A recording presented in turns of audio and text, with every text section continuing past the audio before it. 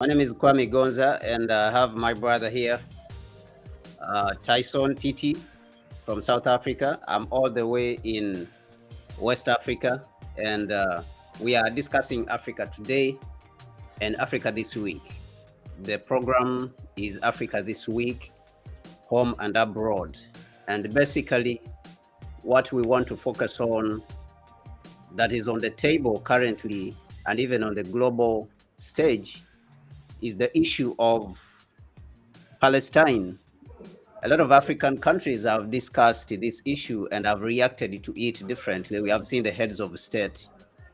For example, we have seen President Akufo-Addo and his reaction to the issue of Palestine, and of course, he came out with this to show his support for Israel.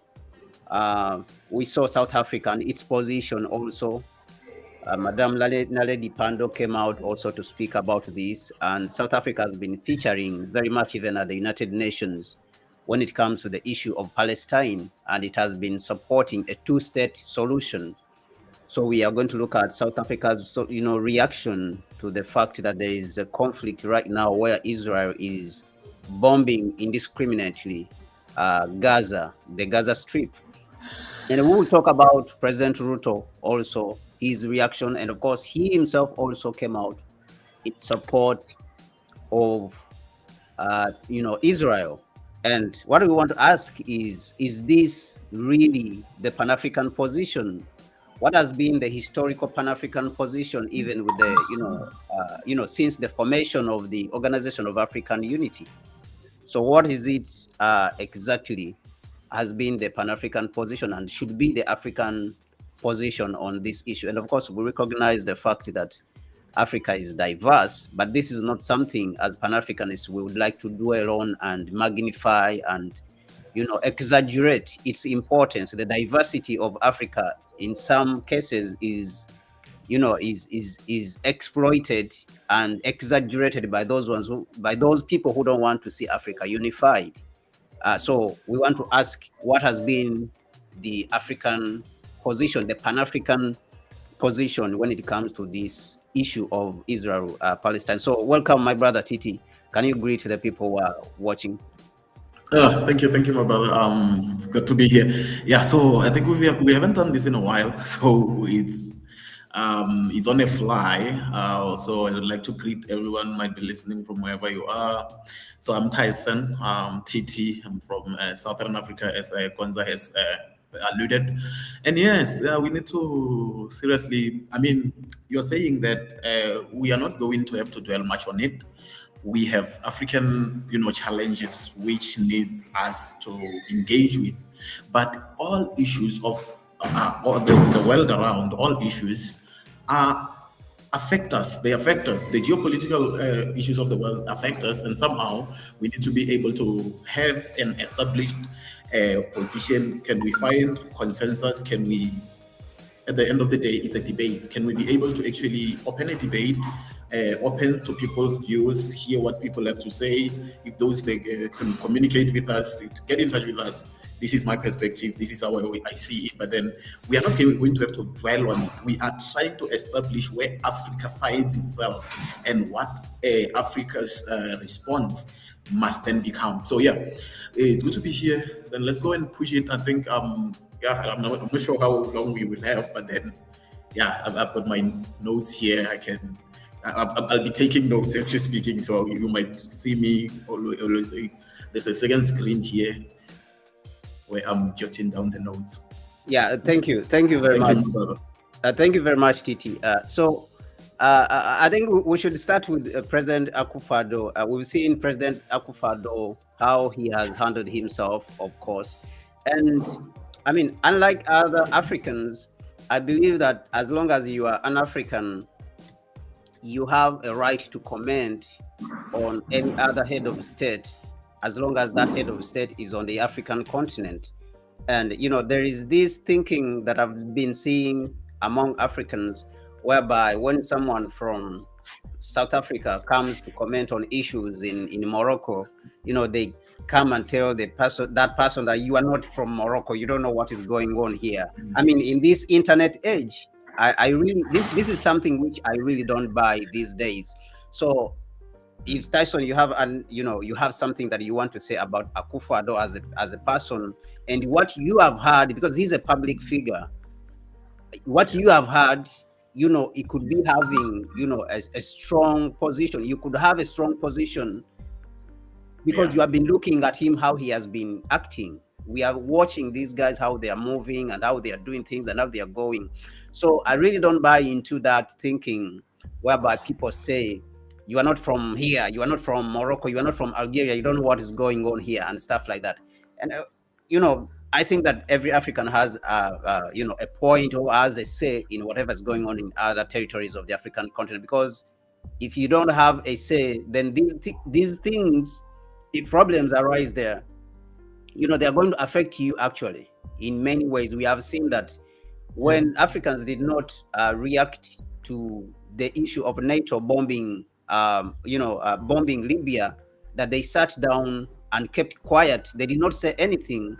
So what resulted from that, we have now Islamic State and Al Qaeda linked rebels all the way in Mozambique. But during that period, if someone in Mozambique said that we have we have rebels in Libya, and we, the people in Mozambique, should be concerned about what is going on in Libya, people would say that time that no, you are from Mozambique, you are all the way from the southern part of the continent. I mean, you should not be concerned about what is happening in Libya. But look at today, what is Yeah. happening, that these things which happened in Libya, they opened space for, terrorists, Islamic terrorists, to move all the way from Libya, then to, they came all the way to Burkina Faso, Niger, the Sahel, and we hear that now they are in Mozambique. They have been disturbing in Mozambique. So I believe that No. Yeah. we have entered an Yeah. No. age. We have entered an era or an age where all of us Africans, we have to take care of, of the whole continent. We have to take responsibility of the whole continent.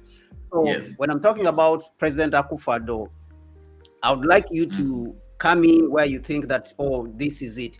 President Akufo-Addo Yeah. President Akufo-Addo as a person, I think that he started very well. Even when you look at his speeches that he was giving on the international stage, I think he Yeah. understood what was going on during that period. But due to his background and the fact that he comes from a party or political party which professes to believe in capitalism or private ownership of property, which is a Western way of thinking, this private ownership of property, so he was in some way confused about what is supposed to be done with the country, even though in the onset he understood, after analyzing the economy, that the economy is in the hands of foreigners. During that period, you Yes. could hear him say it is not right that Ghanaian ownership of the economy does not exist. Sectors like mining, like the banking sector, all of them are in the hands of foreigners. So there's a speech which he gave, and he said, this is not right. It is not right that the Ghanaians should be on the peripheries of the economy, and the center of the economy should be owned by foreigners. So that is the point I wanted to make on the economy.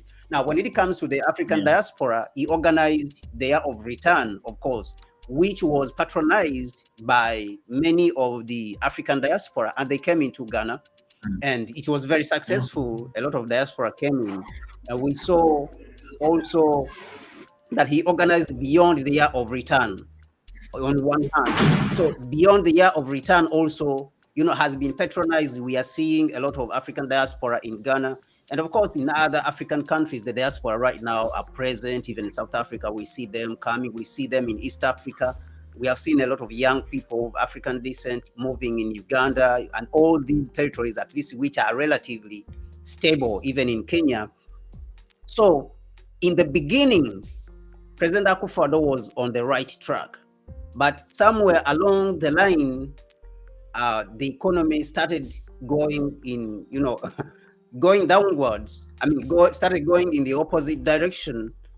And of course, it is because of the policies which he was implementing, which are rooted in his thinking that economy is private capital, the so-called private capital, which is privatization and capitalism. grinding capitalism, which comes from the West. And of course, the West was clapping its hands when he was talking about these things. We believe in private ownership of capital and all that. And so we see him today at the UN, for example. He came to the UN and gave a speech in which he was blaming the United Nations and the so-called international community, which is, of course, the West and the East European allies. And he said they have not helped Africa enough. They should recognize the legacy of colonialism. But at the same time, he is still hanging on to the thinking that the Western system will be able to save us from the problems which we have. On one hand, he recognizes that the West built its wealth on the backs of Africa, or on the backs of Africans. And then on one hand, he is saying that their system is the one which is going to help us to be liberated from the current underdevelopment which we are in. So to me, people like Akufo-Addo, President Akufo-Addo, they look like confused characters when it comes to a president. And of course, I would put him in the same class with President Museveni when we are talking about this thing. But of course, we are talking about Palestine today. So President Akufo-Addo came to the United States a few days ago, where he is, I think up to right now, he's still in the United States and is returning to Ghana today. And in that, he gave a speech, and he's talking about the wars or the chaos that is in the Sahel, and the cause of that chaos in the Sahel region, and how he is insisting that in the Sahel there's regression in democracy. He has gone on to insist that there's regression in democracy, but then he's not, addressing the underlying issues, the core issues that are bringing about these coups, and the fact that the colonialism is still ongoing, that France has been here exploiting. Now, this is the problem which we have with majority of the African heads of state. They address Africa's problems only partially. Even when you go to people like President Museveni, when he's talking about the problems which are in Uganda, of course, or East Africa, and the problems, all of them, which are engulfing the whole African continent, how he analyzes them and says these are the problems. But then, beyond the analysis which he gives, there's no real solutions which are continental, which you can say that these are continental problems. These are continental approaches in which we should be able to approach the problems that are affecting the continent and solve those problems. So President Akufo-Addo is in the same line when I look at him, that he spoke about the issues in the Sahel, the chaos. Of course, he mentioned that there's regression. And he also spoke about the fact that he is in support of Israel, which is the elephant in the room that we are discussing today. This is the elephant in the room. And he said that he is supporting Israel, and therefore Israel has a right to save itself or to protect itself. This is what has been used, that Israel has the right to protect itself. So we, as we are here, of course, what we want to discuss is this really the Pan-African position, or is Akufo-Addo saying this just because Ghana received a second batch of the IMF bailout of $600 million? Because you remember they signed a $3 billion bailout. Okay, they signed the $3 billion bailout from the IMF. Now, is Akufo-Addo saying this in the United States just because Ghana has received the second batch of that IMF bailout of $600 million? So when they signed the $3 billion bailout from the IMF, they received the 600. He received the $600 million in the onset. Now, a few days ago, another $600 million was put in the bank, in the central bank in Ghana. So could Akufo-Addo be saying this because of the $600 million bailout that came from the IMF? So I want to give this back to my brother Tyson. And what dilemma are we really in as Africans, if African leaders continue to behave this way and not, and avoid addressing the fundamental problems, the fundamental problems affecting the continent, but rather they go around and look at things in this manner, So back to you, Titi. Oh yeah, okay. Yeah, you've outlined it quite well. You're right. I mean, from an African perspective, we are Pan-Africanists. From where we are standing, the continent needs unity.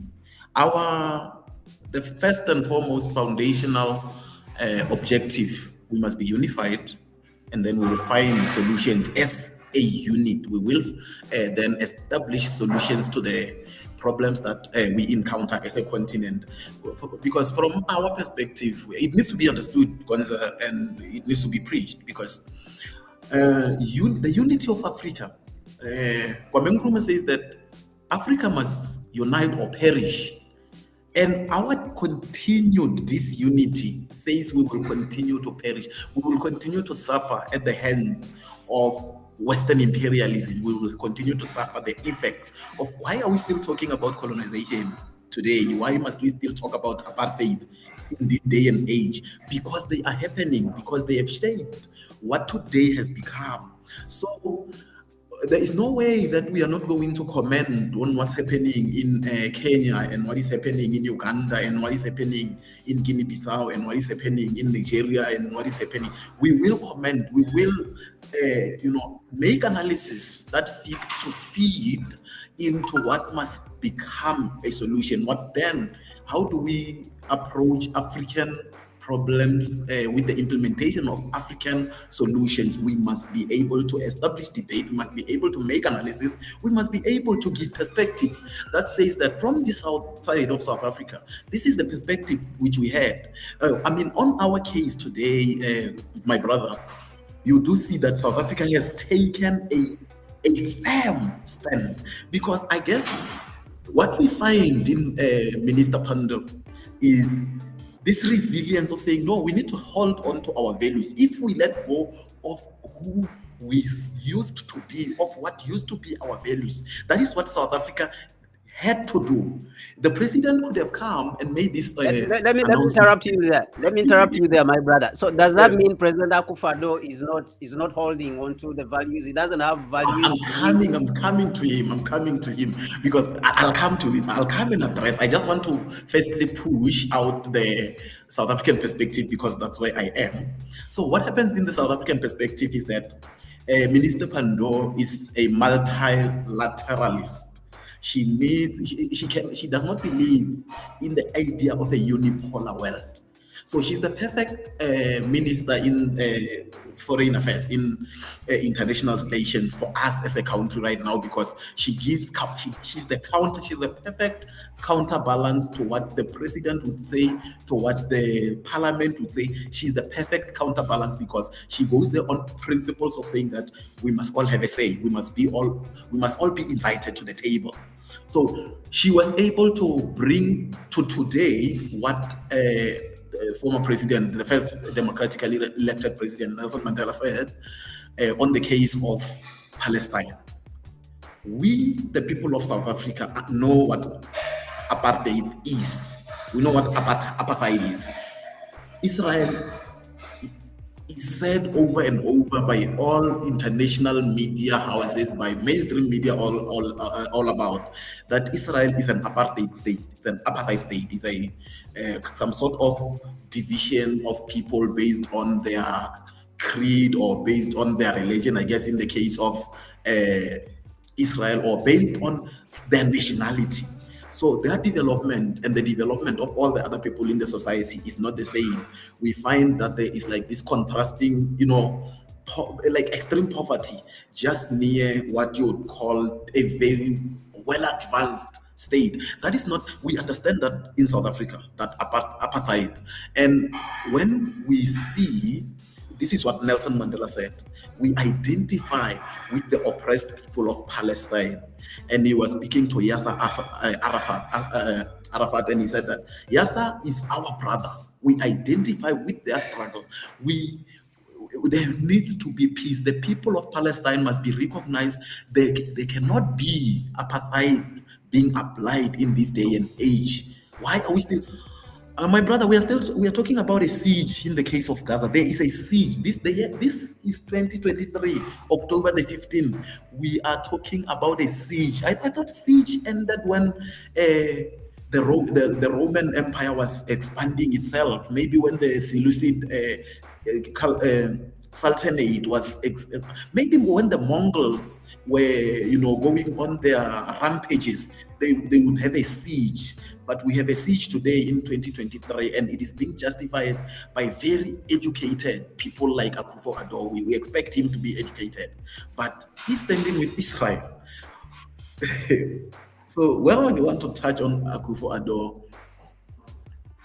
We curate content. We curate content on Twitter. We will go through a lot of content that mainstream media doesn't want to touch, and we have seen that your presidents as African presidents go to the Wailing Wall, they go to pray there, they go to, I've seen a Chief Justice, I've seen Ruto, I've seen, you guys bought a stone, Ghana bought a stone, some sort of special stone imported from Israel, all those, like the religious relics. So I think that stone is supposed to be buried in the National Cathedral, which President Akufo-Addo is building. He committed himself to building that National Cathedral, and people stood against it that he should not build that National Cathedral because the country has so many other problems. Children are studying under trees. They don't have classes. In the hospitals, there's not enough beds. Some people are dying in the hospitals because there's no medicine, there's no enough machines, and some sicknesses people have to go outside the country from Ghana to India or Europe. The political class itself and the rich class, they always fly out of the country to go and get their treatment. So people were against this idea of building a national cathedral because they think that there is other priorities. There's no need for a national cathedral when we have all these tens of thousands of churches across the country already. So why should you build the so-called national cathedral when we have all these problems? So that is where they went in and took that so-called stone from Israel to come and build it and put it as part of that national cathedral. I think that is what you're talking about. Yeah, the content then we then curate has to do with making sure that we are keeping an archive of those visitations, keeping an archive. Who's making friends with who? South Africa right now, South Africa takes a position. International relations says no, we stand with Palestine. But our retired Chief Justice goes and stands with Israel. We've got a party called an opposition party, Democratic Alliance. It's a whole thing altogether. They stand with Israel. We've got so we have individuals who are coming out because of their religiosity, because of the religious connotations of Israel, because perhaps the only book they read was the Bible, and then it gets lost in translation, and now they believe in this significance of them blindly agreeing with a siege in the year 2023. They are agreeing with the indiscriminate bombing of the Gaza Strip is 150 square kilometers. There's 2 million people who stay there. They're agreeing that you can drop a bomb in that kind of space with 2 million people in there, 1 million of which are children, by the way. Half the population of Gaza is children. We cannot justify it. We cannot justify it. And perhaps I have my own biases, because I think that Kwame Gonza, when Israel is saying that they have a right to defend themselves, when they say that they have a right to respond in kind, to respond with indiscriminate bombing, to respond with the desecration of corpses, the content, my brother, that's coming out of Israel is inhumane. We are not supposed to devolve to that state of. They are like there was a there are some Palestinians who died in Israel lands and their corpses, and we find that people are abusing corpses. This is a dead person, it's been dead for 3 days, and they are playing with corpses. They are playing. So I find that we have, well, humanity, we are losing humanity day by day, and this is Western thought. Remember, we are all right now. Our thought is Western thought. Whether I'm going to say capitalism or socialism, that is Western thought. So my take on what Akufo-Addo comes to do, what President Museveni must do, what people must, why must people identify with Israel when Israel is doing this? Because people are able to identify with the United States when the United States is doing the same. People are able to understand why NATO must invade Libya and bomb indiscriminately the mansions that are said to be housing a leader of that country. Like we've got international law, which is now unipolar.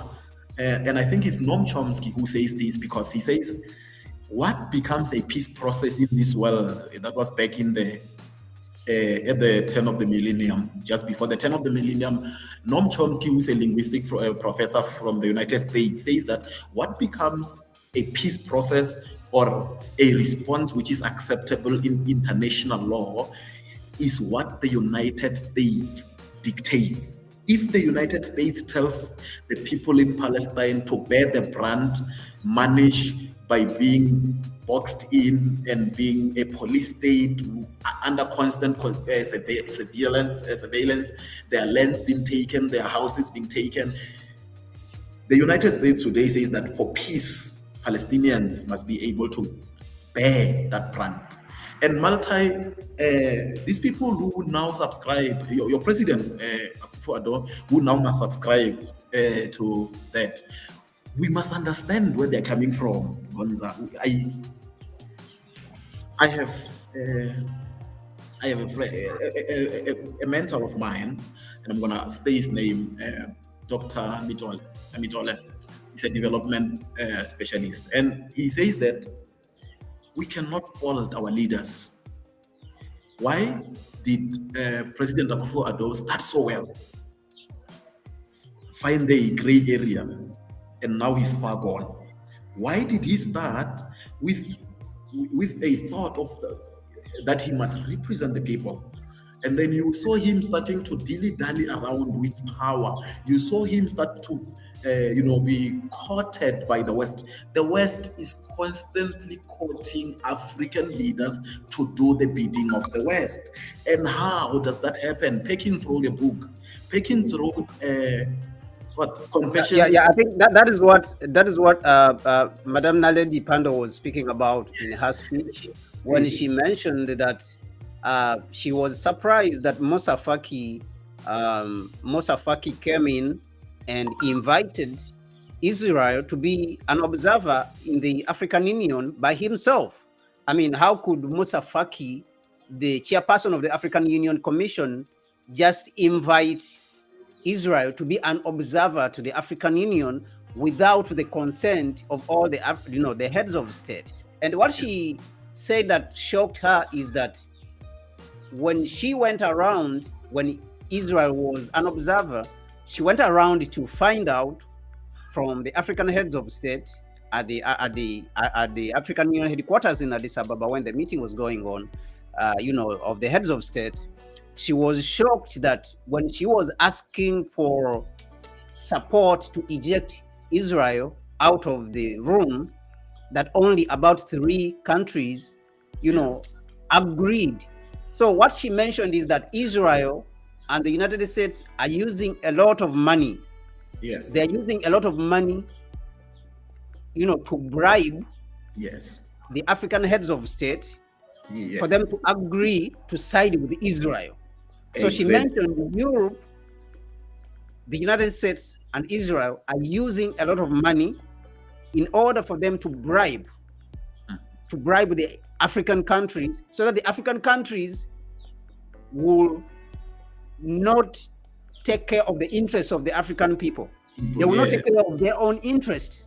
And yeah, so this speaks to the question of what is happening right now, that President Akufo-Addo, now he's supporting Israel after the loan, a second batch of the $3 billion loan has been yes. allowed to come to Ghana of $600 million. So That's what I these want. people, some of them are willing to sell out all the interests of the African continent just for them, the few of them, the Yeah. interests of all the No, African people, just no, for a small group of people to benefit themselves and their family. If you come to no. Ghana, for example, the ruling class has neglected majority of the people, and it is, just enjoying big salaries, regardless of how the people are suffering in the country.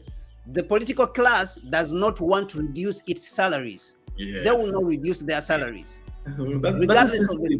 the suffering of the people, they will That's a not cut down system. on the expenditure. So this is the problem, I think, that you are exactly speaking to. But still, the thing is that we cannot fault them. It's not their fault. I want to absolve them. I want to tell them because we want them to come back.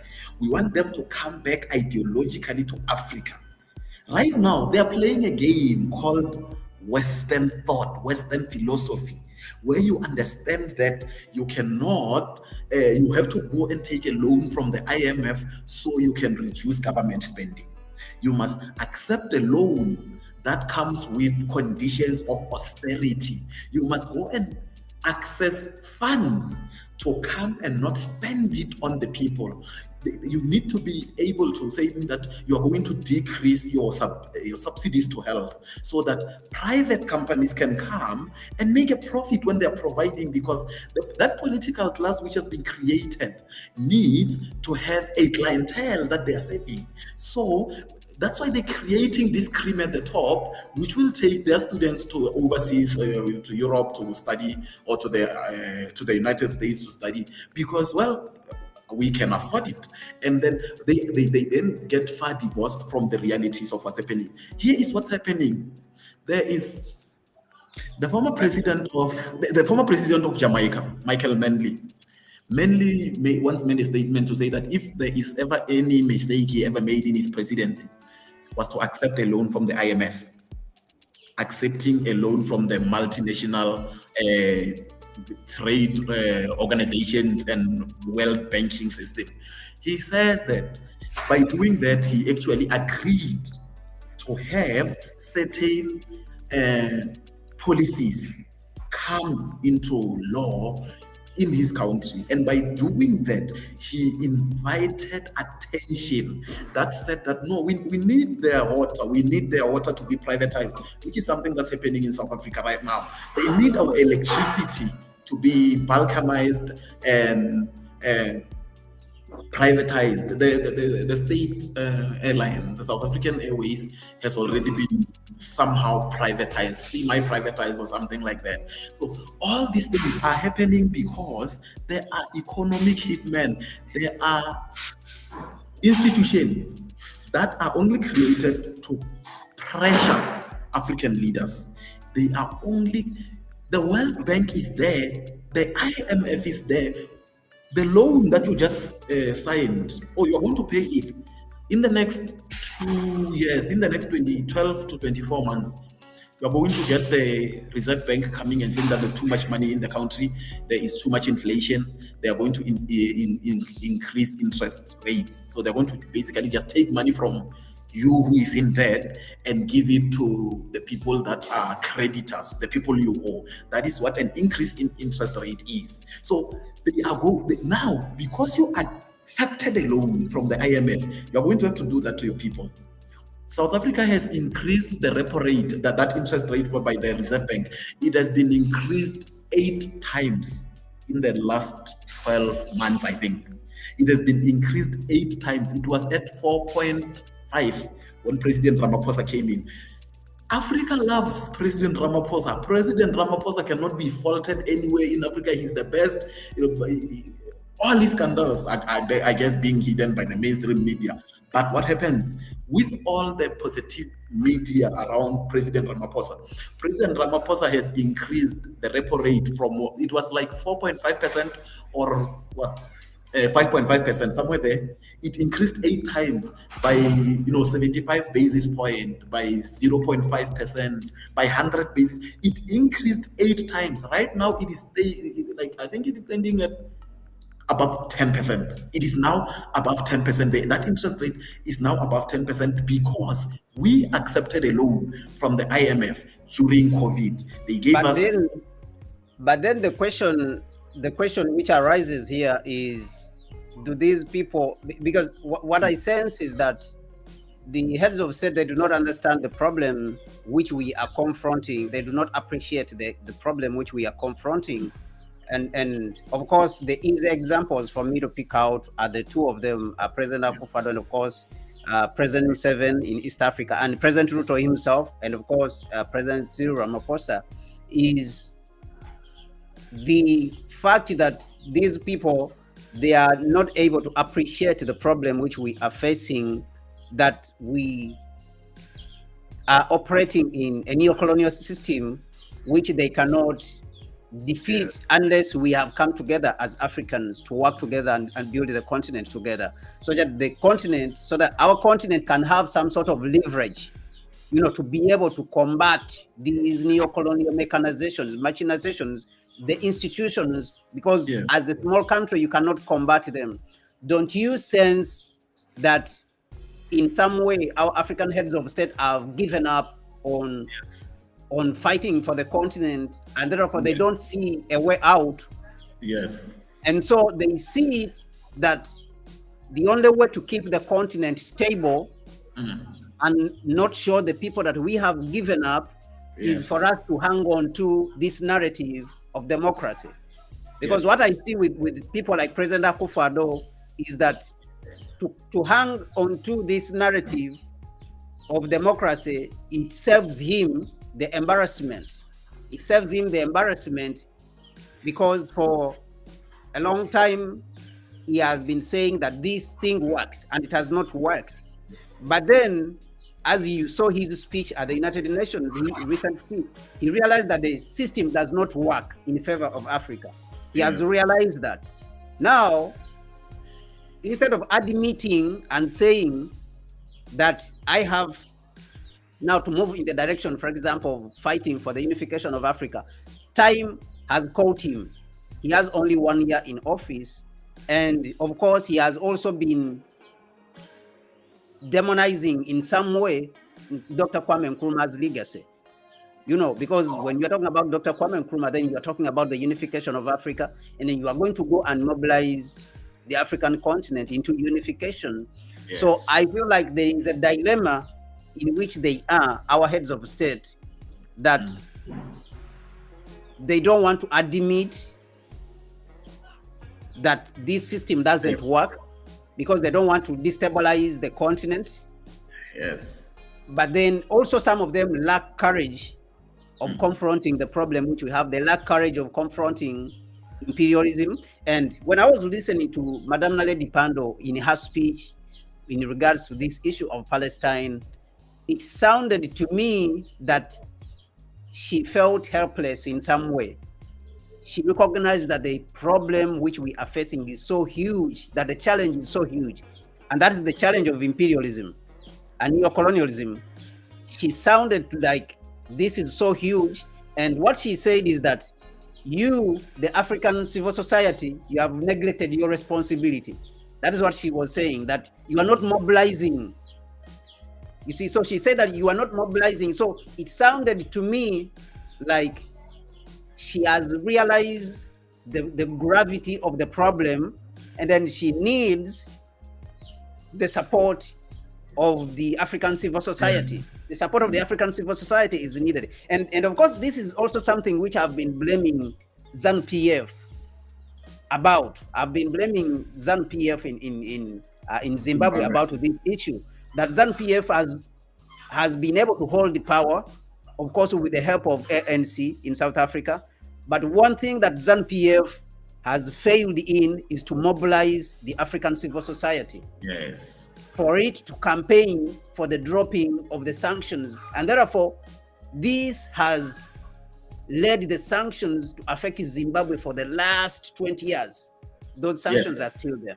So this is a problem. So I see it that they have access to these resources, even though Madame Naledi Pandor is blaming the African civil society for not coming together and then advancing. And of course, when she was speaking, she advanced a couple of things there. And she said that the methods, all methods of agitating on the international scale, against this neo-colonialism and imperialism and this appetite and behavior of these powerful countries, have to be revised right now. And she spoke even about armed struggle.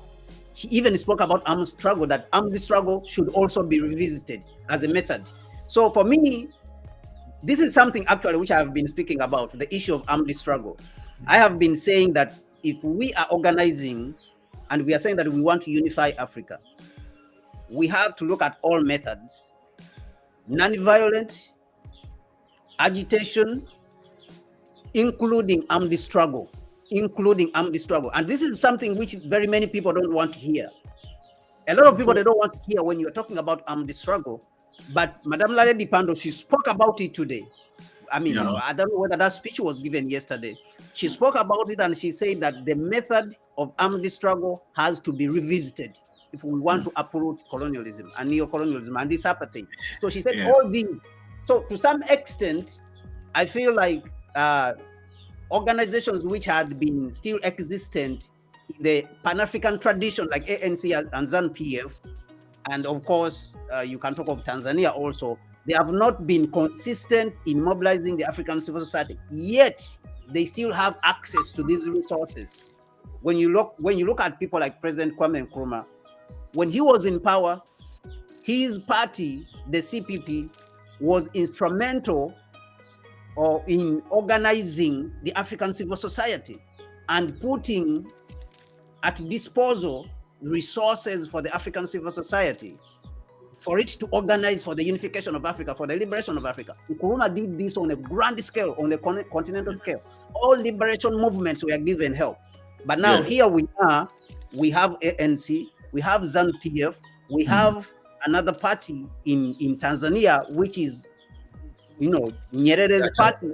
But these parties have not picked up the mantle of organizing the continent, have not provided the resources to the African civil society, which is the new liberation movement right now, which is the new liberation group that is supposed to be pushing so that we remove the African heads of state who are puppets to the West and maybe unify the continent.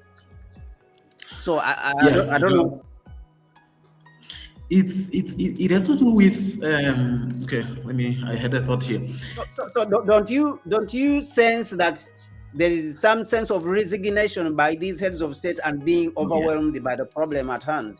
When you look at Akufo-Addo's behavior, when you look at Akufo-Addo's behavior and you look at what Madame Naledi Pandor is saying, and of course when you look at Ruto, who we are coming to talk about Ruto, that he started in that tradition, in that same tradition of Pan-Africanism, and he was talking about African currency, the use of Pan-African payment system, Pan-African payment and settlement system, and then he's talking about empowering the African Union so that it can bite, it can really act, empowering the Pan-African Parliament. So don't you sense that with his moving away from this Pan-Africanism and starting to dilly-dally with the United States, don't you sense that there's a sense of resignation and giving up, that we cannot win the war against imperialism, and therefore it's better that we give in? We give in. They sold out to accept a loan from the IMF is to accept bondage, is to accept colonial slavery, is to accept a neo-colonial setup of oppression. There's an interview on the SABC done by Dr. Mitole, and he speaks to this. Our leaders are not, they're not fools. Our leaders are not fools. We are certain that they have read, they are educated people. They are well-informed people. Akufo-Addo started, the first thing he did, he came out with the cocoa. There was a living income differential in Ghana. I know that story. So what happened with that one, you see, that was forward thinking. He introduced $400 as a living income differential to just say that each and every cocoa farmer must get at least 400 plus whatever the price is. And that was supposed to now increase the price. What did the multinational companies do?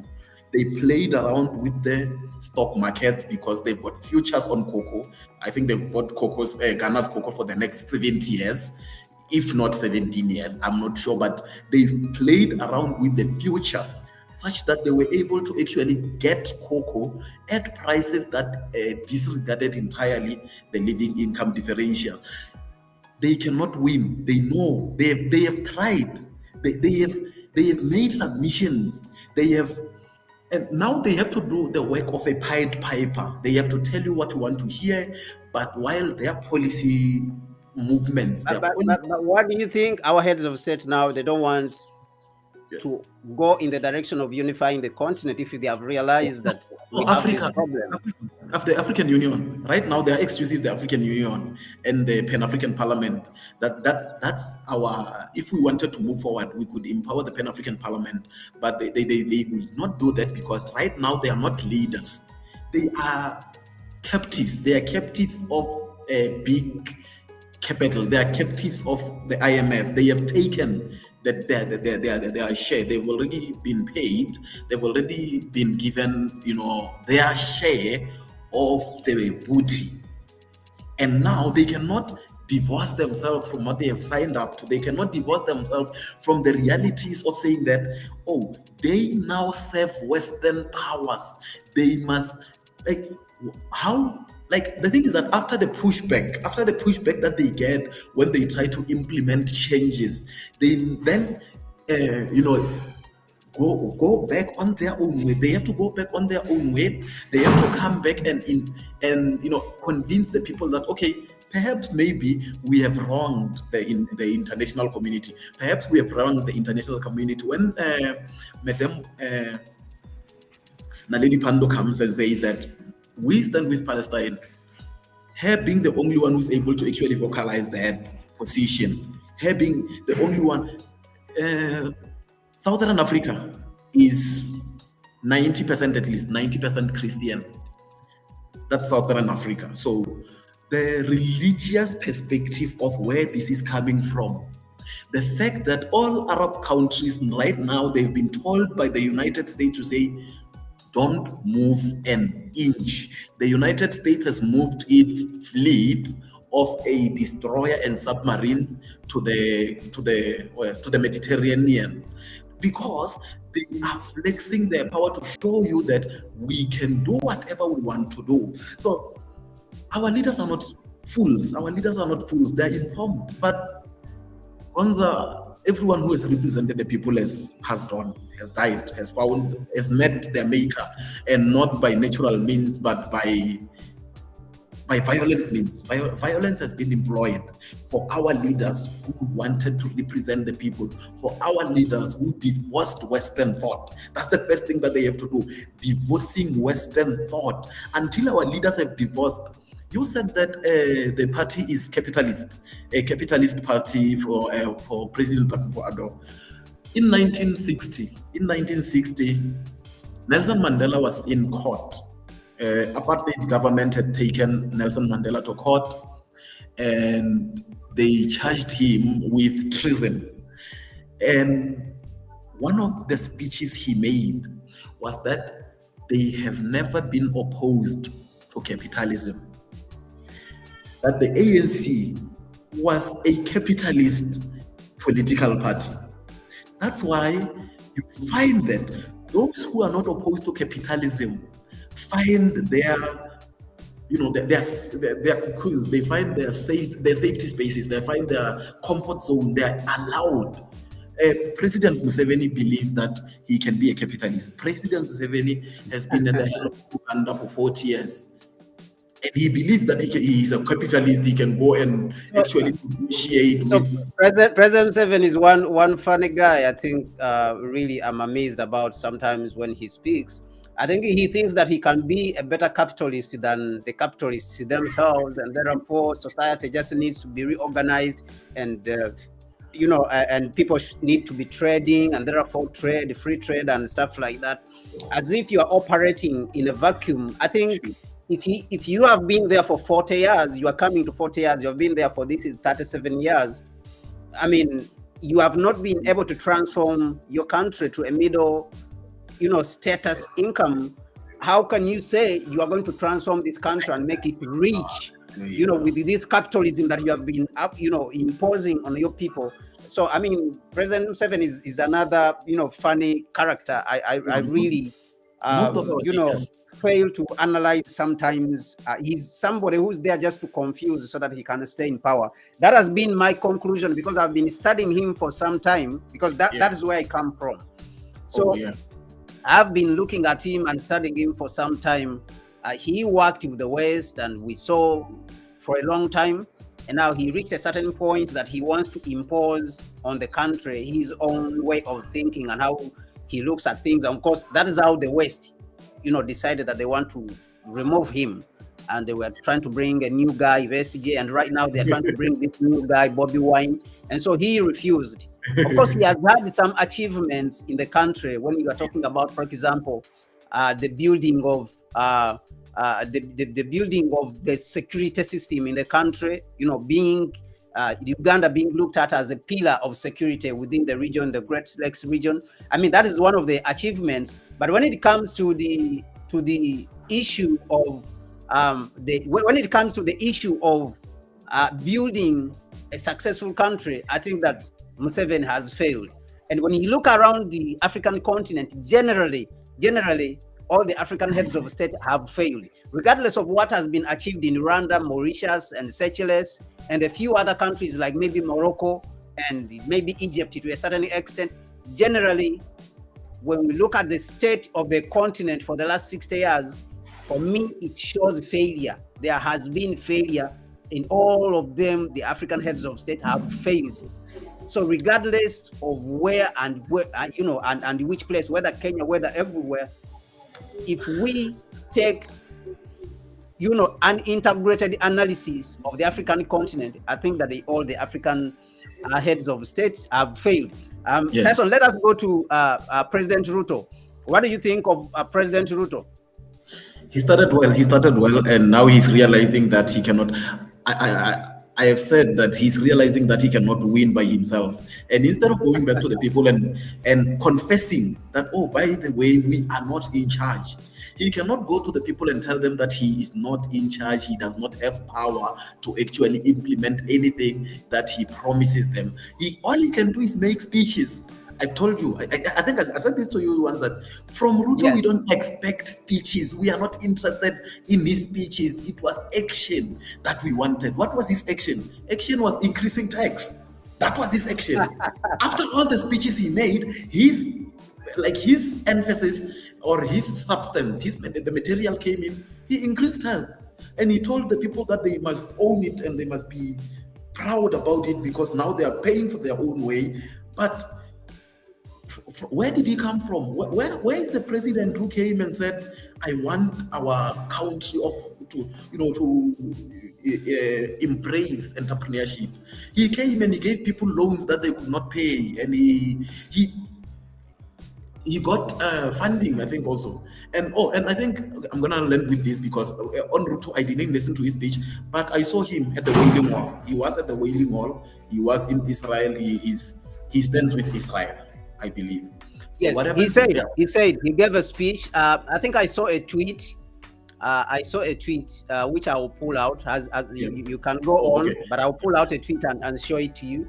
He came out and condemned the Niger coup, and that is what shocked everyone. Most of the Pan-Africanists across the world. It shocked everyone. It shocked me because, honestly, the speech which President Ruto gave when he had just come to power, he gave that speech in South Africa at the Pan-African Parliament. Yes. That speech, if you take it and really implement it, I think there is solutions in it. When you are talking about the global order, if you reorganize the production on the global scale, it would benefit the world when it comes to climate change that we are all talking about. But the reality is that when you are talking about reorganizing the production of the global order of the world, the production of the world, and then start manufacturing, for example, steel in Africa, Yes. the other people will see it as losing. You have been hearing about Trump when he came to power. He was saying that the United States has lost its steel manufacturing and therefore is going to fight and bring it back. China is dumping cheap steel into the United States and therefore is fighting to bring it back. So if China is getting a lot of money from steel, there's no way they're going to allow you to come and manufacture that steel in your country. I mean, bringing it to Africa, because President Ruto's speech in South Africa at the Pan-African Parliament was premised on Africa manufacturing and reducing, pollution, which is happening elsewhere across the globe.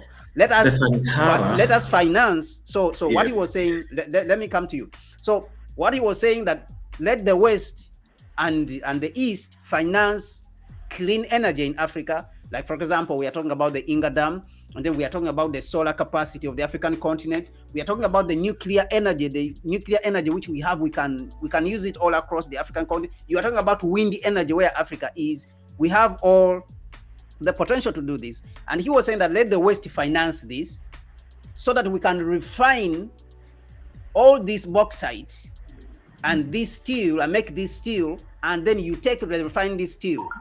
But what he doesn't understand is that these people are counting on the jobs that they will lose if you manufacture the steel in Africa.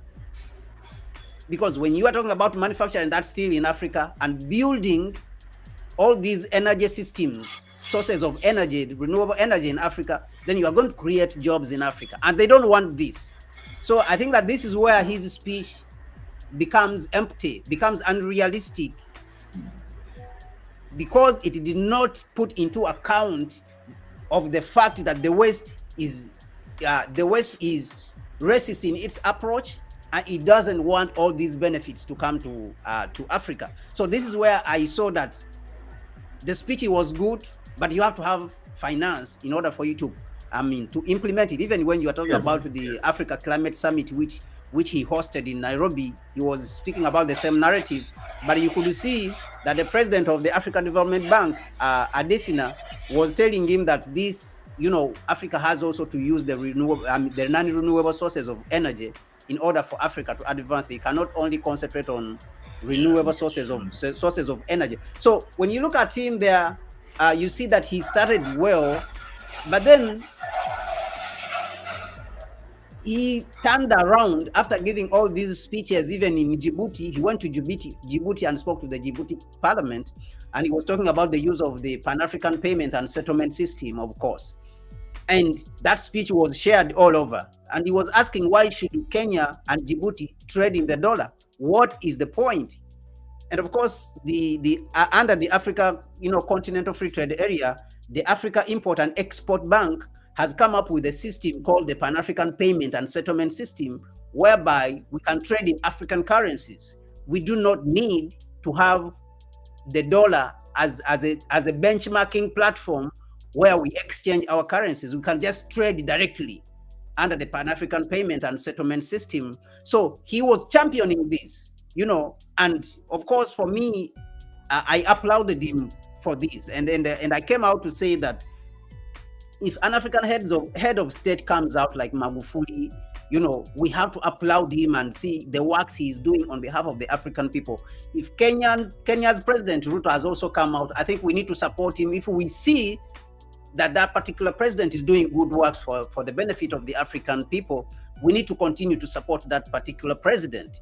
So, but then when he turned around and then went into condemning Niger without understanding that, or without addressing the fact that France has been in Niger and, France has been in Niger exploiting this country, and this country is one of the poorest. All these countries that have been colonized or were colonized by France, they are some of the poorest countries, and yet they're talking about democracy. So how can you, for me, when he did not question this poverty and he's questioning democracy, it's like they're telling us that we must swallow democracy as some sort of religion that has to be followed amidst poverty.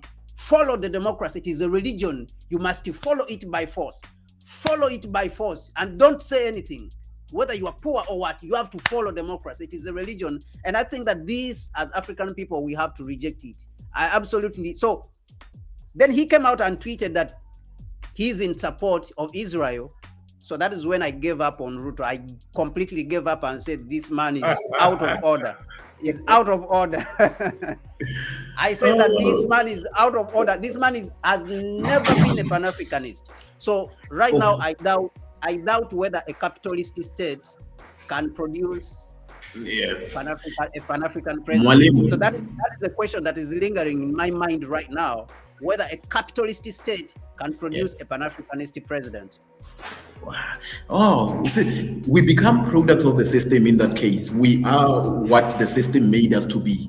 When Ruto was going to school, when he was getting his doctorate, when he was in a system and the system was teaching him all the philosophies. So I want us to understand what Dr. Mitole said. Our leaders, who's protecting them? Who protects your leaders? Who protects Akufo-Addo? Who protects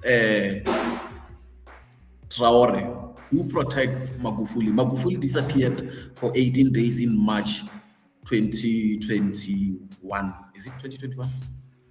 Yes. 22, 23. Yeah, in 2021. Wow. Yeah, so Magufuli disappeared. Who was supposed to protect Magufuli? The leaders who are somehow protected. Who is protecting them? They have signed secret. This was on the SABC. Mitole says that they have signed secret protection deals with the multinational corporations instead of being killed. Remember, in the case of Sudan, for us to get, we get Sudan in 2011. We get South Sudan in 2011. In 2005, John Garang said that there is no way we are going to divide Sudan. The Sudan must remain as one country. This is when he became president. But then John Garang took a helicopter from Entebbe State House in Uganda and ended up having an accident somewhere in the mountains. Mysteriously, John Garang died. And then 6 years later, we got the balkanization of South Sudan. What was that for? Who did that and why? How is it that we are not asking ourselves who killed President Habyarimana? Who killed... in South Africa, we ask, but then the thing is that today, who killed Chris Hani in South Africa? Chris Hani took 2 days of political work, the weekend, to just... I'm off political work, I'm going back home, I'm gonna stay with the family, and he was gunned down in front of his daughter. Because the people can be killed, leaders can be killed. Magufuli disappeared. Sankara disappeared because Ruto's message was that of Sankara. For us to become... Sankara said that, oh, by the way, we want to pay you guys, but we can't, we don't have the money. If I had the money, or no, if you have the money, go give them. We want to pay them, we don't have the money. All the money that we have, Sankara said, must be for the development of our people.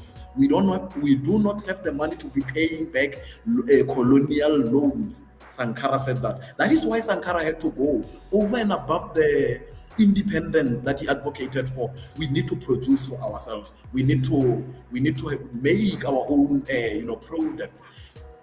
That was Sankara. That is how Ruto started. That is what all the leaders start, representing the people, thinking for the people. But over time, they are told what their marching lines are. When leaders go to the US, they go there to take orders. They go there. Isn't that what Chiombori said? Dr. Arikana did say that, right? That when they get... Wait, Dr. Arikana says they go there to listen to a mere... Secretary of State or a mere Secretary of the Treasury, berating how they will never unite, they are very incompetent, they have not achieved anything at all. Dr. Chiombori said that. What did Prof. PLO say? Prof. PLO did say that when African leaders are speaking at whatever beautiful speeches they are making at the UN, no one listens to them because they are insignificant. As long as they are parroting whatever they want to parrot, no one listens to those fancy speeches that they are deliberating on. They are not noted in the reports of the UN. The resolutions of the UN do not reflect what African leaders are advocating for. So I'm finishing with this. Let's look as to who's giving direction on Africa. President HH in Zambia his advisor is Tony Blair. Samia in Tanzania, her advisor is Blair. I don't know about who's this Uganda anymore. I'm not sure about Uganda anymore. Blair advises a lot of places, Yes. and Blair is a criminal. We know that Blair is a criminal. So we are it's disturbing that these people who attacked Iraq and Afghanistan, and they lied when they were attacking, when they were attacking Iraq, they claimed that there was weapons of mass destruction, and we didn't see those weapons. So it's disturbing even to be there and then have such a person who lied about the weapons of mass destruction in Iraq, yes, as an advisor to African president. So I think this shows the neo-colonialism itself, how it is working, how colonialism has continued it is to preserve itself and push itself and force itself on the African people. But I wanted to ask, what do you think has been, when we look at the African continent, one of the things I believe is that Africa has to be built in the image of our forefathers and what our forefathers wanted Africa to look like.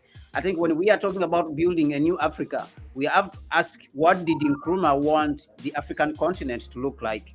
What did people like Robert Sobukwe want Africa to look like? Yes. What did Walter Rodney want Africa to look like? What did Nyerere want Africa to look like? What did Winnie Mandela want Africa to look like? Yes. What did Henrik Clark, Dr. Henrik Clark, for example, yes, want Africa to look like? What did Malcolm X? What did Chika Anta Diop? What did Abdul Gamal Nasser and Ben Ali? I think these are the questions which we have to ask. These people must have held a stand when it comes to the issue of Palestine, when it comes to Palestine-Israel conflict that has been going on, because it did not start yesterday that people like Akufo-Addo and Ruto have a position and therefore they have come up with a position. But what I want to ask, what is your position when it comes to the historical stand of the ancestors of all of our forefathers and our foremothers when it comes to these particular issues? What has been the consistent stand of Pan-Africanism? And then I'll come and give mine, and then we'll close the show for today. Okay. I'm part of the African Renaissance Project with Dr. Mitole, with Dr. Motsera, with scholars who are looking at how can we empower African universities to have output that is Africa-centered, Afrocentric education, Afrocentric solutions.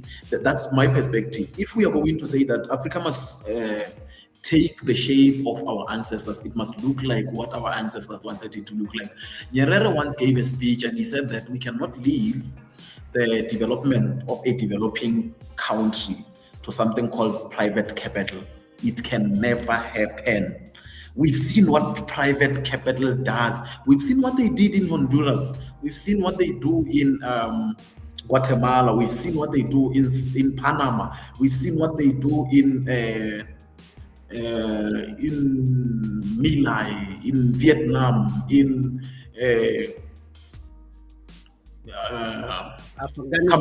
Cambodia. No, yeah, and all these countries. All these, yeah, in Cambodia, where big business goes in and deprives people of basic rights. Bolivia, South you Africa, know, and we have seen Africa's all the. Even Africa, South Africa is the big yes, example. I think Africa South Africa is the huge is the example. biggest example because Africa right now, African countries were created, or most countries in the world were created on the basis of charter companies that have are given the rights to go and explore and sign very dubious treaties with kings who did not know what the English language looked like, and when they tried to renege on those contracts which they did not know, the Queen of England gave very vague advices about leaders who give milk rather than giving meat or eggs. All this was happening because they wanted to carve up Africa. And when they they balkanize it with spheres of influence. Even today, spheres of influence. Remember, Gonza Kwame Nkrumah was against something called the Confederation of Central African Republic in the 50s, 60s. In the 60s, there was an idea of the Confederated Central African Republic, something which looked like that. It was something which looks like the AU today coming to something that which looks like ECOWAS, but we must have the presence of mind. We cannot be gullible. Africa cannot afford to be gullible. Africa must be able to speak its position from an analytical perspective, from a perspective that says that we know who we are. We have a system that is going to work for us. We cannot wait for the US to give us marching orders. We cannot wait for the UN to give us marching orders. So what needs to happen in the case of Africa is that we need to go on a renaissance journey. We need to discover what our leaders wanted the country to, the continent. What did Sobukwe envision Africa to look like? When Kwame Nkrumah was fighting each and every revolution and each and every anti-colonial movement in Africa, he wanted an Africa which was united. He wanted an Africa which would be able to have one military command, have one currency, be able to put together these currencies and create from the African bank perspective. What they've created now, it's a beautiful thing. And I've seen that Ghana and South Africa have waived their visa requirements, so that is also a positive.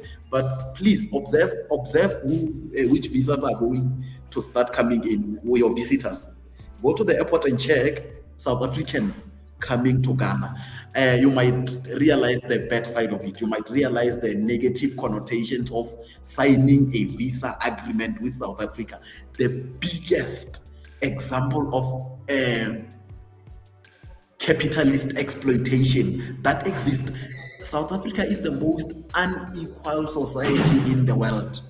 So when South Africa is opening its ways, it's not opening its ways for the majority of the people. It's opening its doors for the Few. for the few, for the For the few. political class, for the ruling class, Yeah. for the rich. The middle class.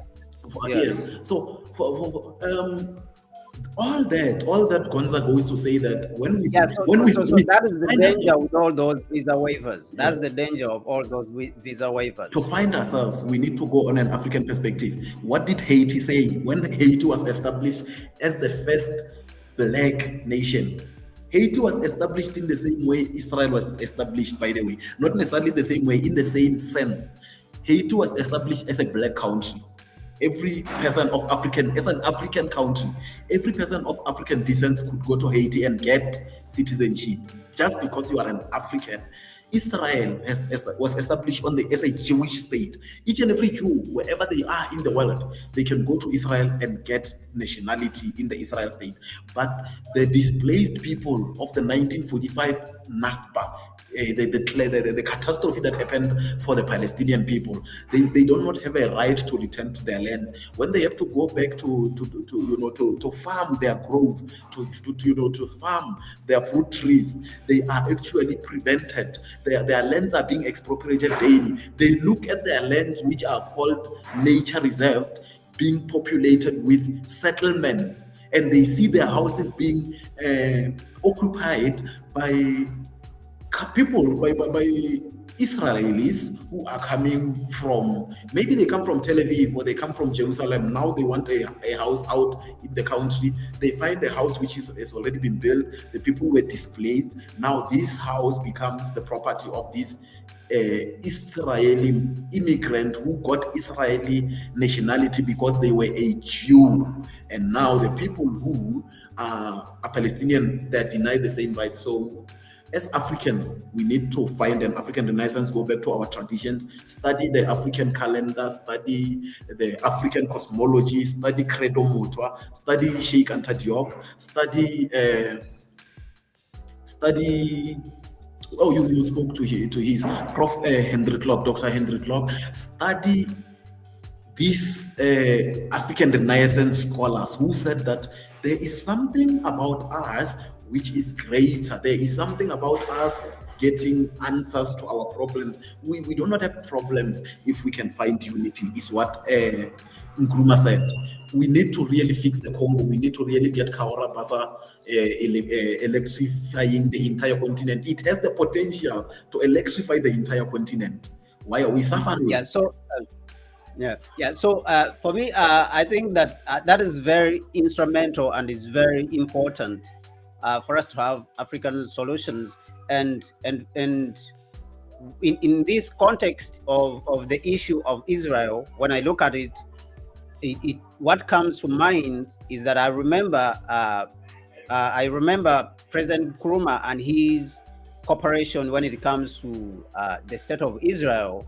What cooperation Ghana had with Israel under President Kwame Nkrumah, in a sense that when things were going well after Ghana had gotten its independence, Nkrumah invited Israel for cooperation, and even their trade ballooned in that period. It became great in a very short period. But when the Casablanca group stood together, you remember there was the Casablanca and Monrovia group. When they stood together, actually they issued declarations. And during those declarations, the Casablanca group, of course, where we had Mali, we had Guinea, we had Egypt. These are the countries which believed that we should unify Africa immediately. We should not wait, as the Monrovia group was claiming that we should wait until we build Africa strong, solve problems in this side and this side. So the Casablanca group was saying that we should unify Africa immediately. And when they came together, they issued a statement.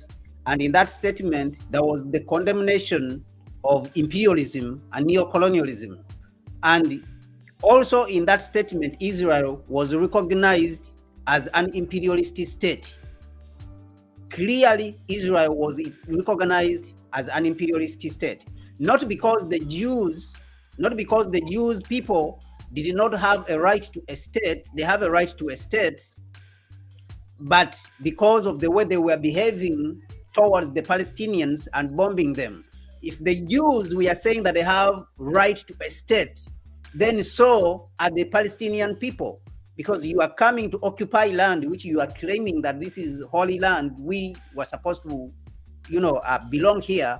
So why did you go then that the land became bare that these people are occupying it, the Palestinians? Now, if you have come back and you have asserted your claim to the land, the Palestinians have allowed you to live alongside them, then why are you now persecuting them and trying to genocide them and annihilate them from the place and kill them off the place? So this was the condemnation. And so Israel was its subversive activities, and even the fact that it supported the apartheid regime in South Africa. Remember that period, Israel was supporting the apartheid regime. So they agreed to condemn Israel, not because the Jews did not, deserve a place to stay, but because their state, the Zionist state, was acting in a way that is imperialist, and the struggle was against imperialism.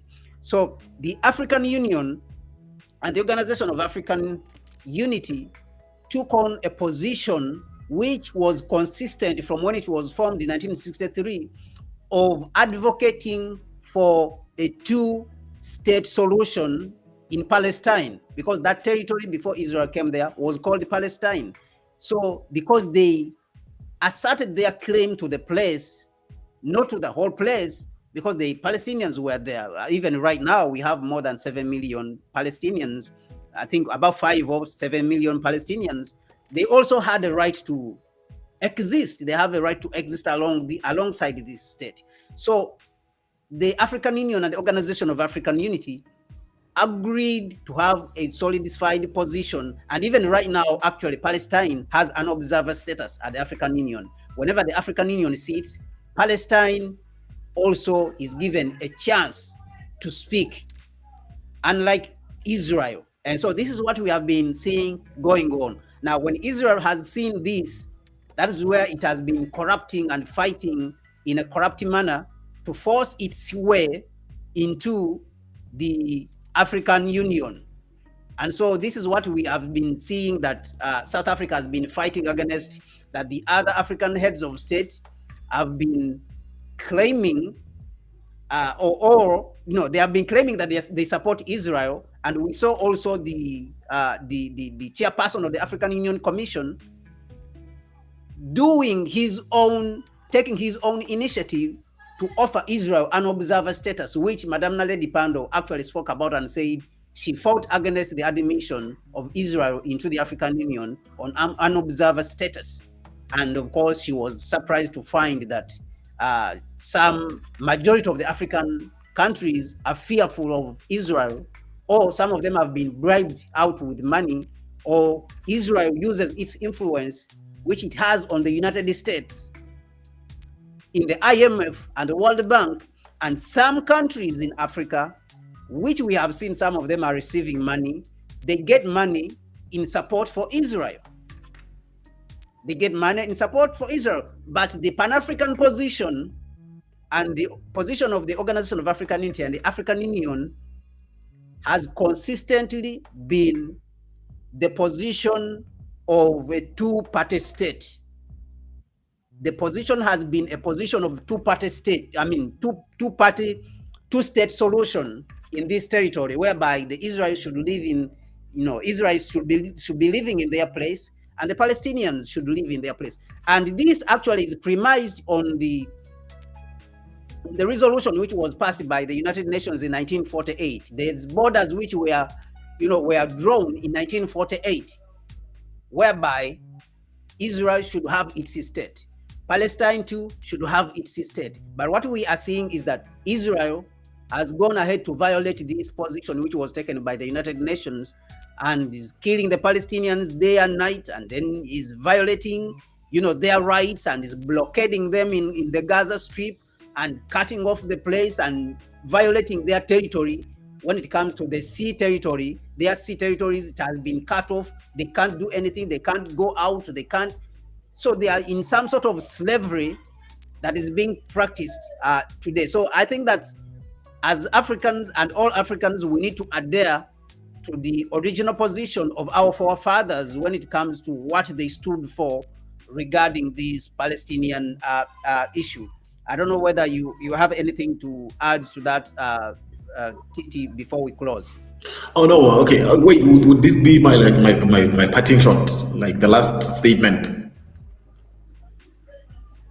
Oh, okay. Yeah. So we must understand the Palestinian position, and perhaps we can try and understand the Israeli position.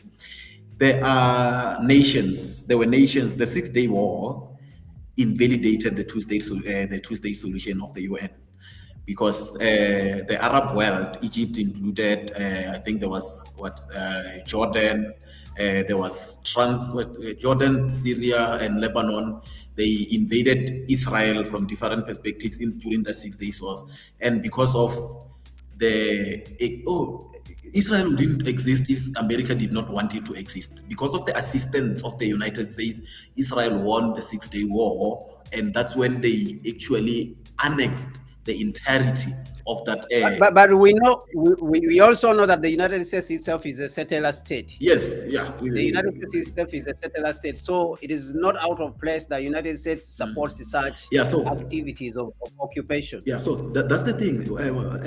My passion is that we must understand their perspectives, because there are Palestinians who understand the Nakba, who understand that we were here, we were happy. It was multicultural. Christians, Muslims, and everyone, and the Jews were all there. The Jewish people, they were all in Palestine. Life was going on, but then Zionism started. Zionism came and said, we want a piece of land anywhere for the Jewish people. Uganda was suggested. I think some place in Kenya was suggested. I think some went to Algeria or Morocco. Like, they were just trying to find a homeland upon which they would be able to find peace. Zionism came and said, no, we are going back to Zion. We are going back to the land that God gave us, the land that Imam Qasim was a Pan-Africanist scholar and freedom fighter from the PAC, Pan-Africanist Congress of South Africa. He said that the case about Israeli apartheid and South African apartheid is that South African apartheid, it was, we conquered your lands, we are now in charge, you must go by our laws, we must go by our rules. Israeli apartheid, they came with the Bible. They came with the Bible and said, because of this book that we have here, this land belongs to Abraham, Jacob, and Meshach. Abraham, Jacob, and the three first ancestors of the Jewish. I can't believe I forgot that. I've read the Bible several times. So Abraham, Jacob, and Isaac. Yes, thank you. So those three ancestors, which are biblical characters, which is a book in itself, which is questionable, by the way. So with that claim in their hand, Zionism reared its head. I'm finishing with this one. I read Mein Kampf. I read My Struggle by Hitler. I read some passages from that book, and it is scary how true they are today. It is scary how true the thinkings of a raving lunatic like Hitler, how his perspectives are now true, and we see the Israel state does to the people who are native to the land, the people they found there. Britain took its people from Britain who called themselves Jews and planted them from 1920 to 1945 and sent them to Israel to say, go and find a state. The Baron Rothschild from France sponsored the people who wanted to buy land in Palestine who were of Jewish descent. They wanted to move to the, like, there was a migration that happened. Now their population grew. They started creating militias. They were able to usurp power when the mandate ended from Britain. And today we are here, we have a siege. The world will have to think carefully about what it needs, like what the next step will be. What I've seen now, it's inhumane. What I've seen us trying to make an oppressed people understand that their oppression is necessary for the stability of the Middle East. The Palestinian people must suffer because the United States must have Israel. Oh, President Biden, when he was still Senator Biden, did say on the Senate floor that if there was no Israel, if the state of Israel did not exist, the United States would have to create a Israel for their interests in the Middle East, for the partnership that they have right now with Egypt. Egypt cannot say anything because Egypt has a partnership that the U.S. Army ships do not have to queue when they are in the Suez Canal. They get dips. They don't have to stand in line because Egypt is getting I think it's 5 billion. I'm not sure about the number, but then I think it's 5 billion of military aid.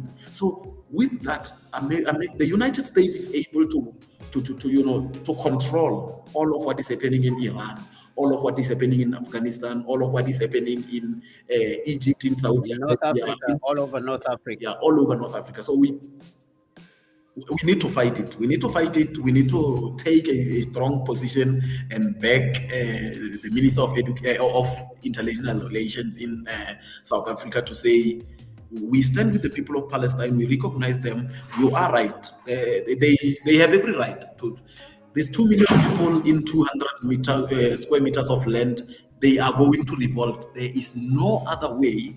2 million people who are staying in one city are not going to say that we have had enough of this, we are going to take up arms. There is the Al Qassam Brigade who have dug tunnels that must go and find supplies from Egypt because there's a blockade. There's a blockade. Oh, not a blockade, a semi-blockade of saying we will search your ships. There is nothing that goes to Palestine without Israel saying, oh, this is okay, this is not. So each and every ship that needs to go into Palestine must go through the bureaucracy of the Israeli state. So we cannot accept.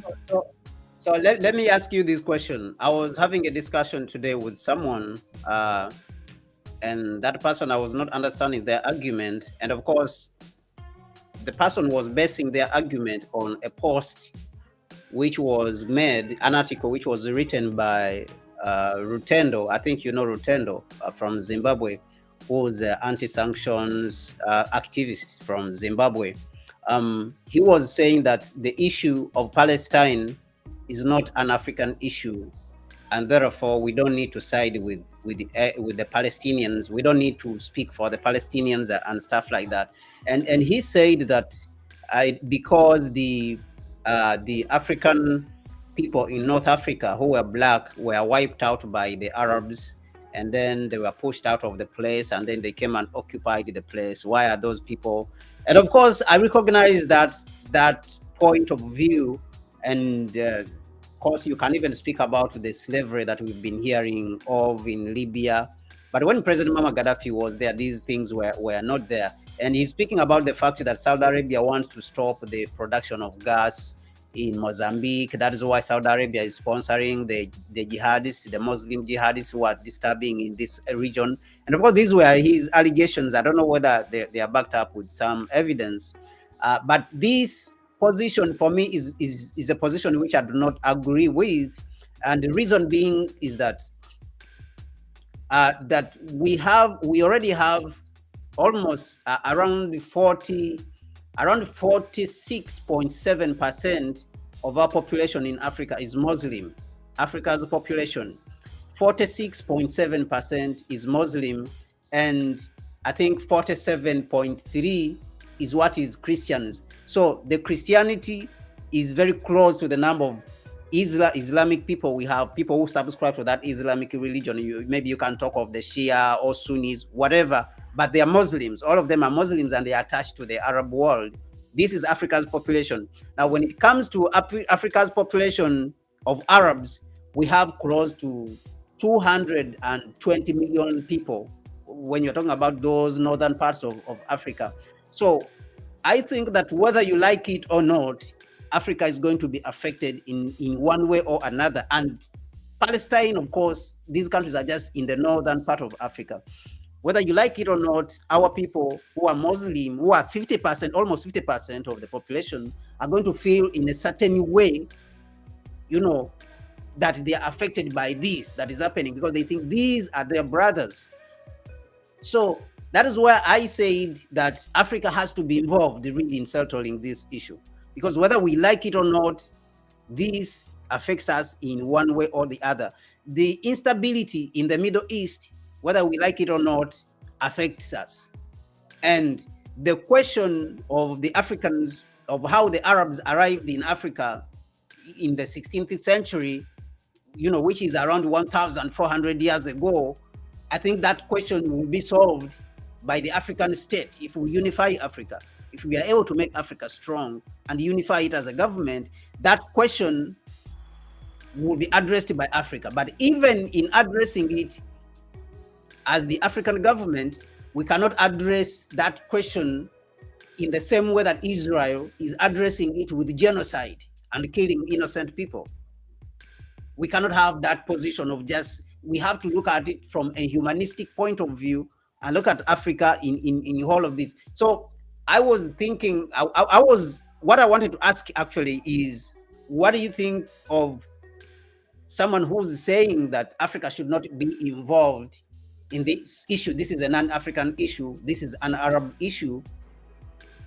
With consideration, of course, with consideration of the facts which we have on the ground, Yes. that we already have Arab, people of Arab descent on the African continent. We have Muslims who are occupying our population. Almost half of our population Yes. is Muslims on the continent. Yeah. No.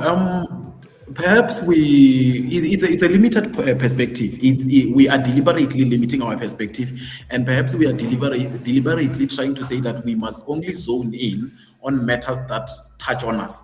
But like you said, Palestine touches on us. Palestine affects us. The Islam community that is right now in the Arab North Africa must sympathize with Palestine in the strongest terms. They must basically lead the charge of the fact that their people are being massacred. Their people are being. And by the way, yes, we heard that Saudi Arabia was having these talks which were being led by the United States. Oh, yes. And Saudi Arabia has cut off those talks, has frozen those talks of normalizing with Iran. Yeah, with Iran. Yes. So I think that Saudi Arabia has already moved in that direction. Yeah. So it affects us. There is no way that we are going to say that.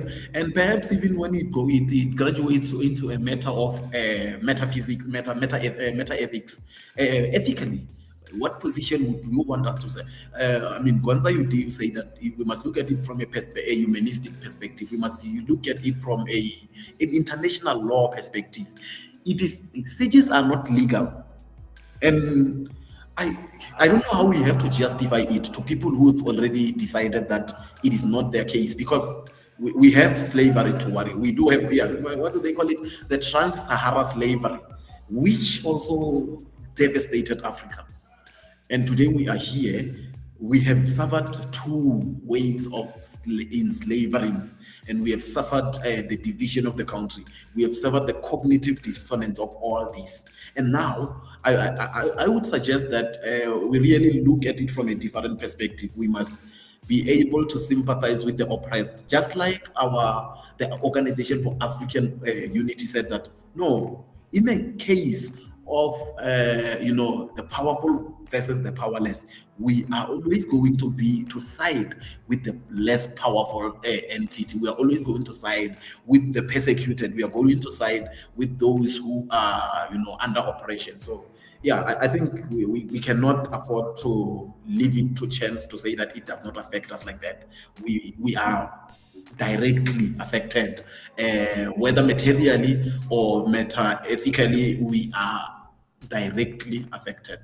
Thank you very much, my brother Titi, and thank you very much everyone who has been watching. I've seen that we have had a couple of people on the channel watching us today, and Titi, once again, thank you very much for taking the time to be on the channel and giving people your perspective, or the perspective from South Africa and what is happening in South Africa, of course. So until next time, we'll talk again. Bye bye, peace. See you next time.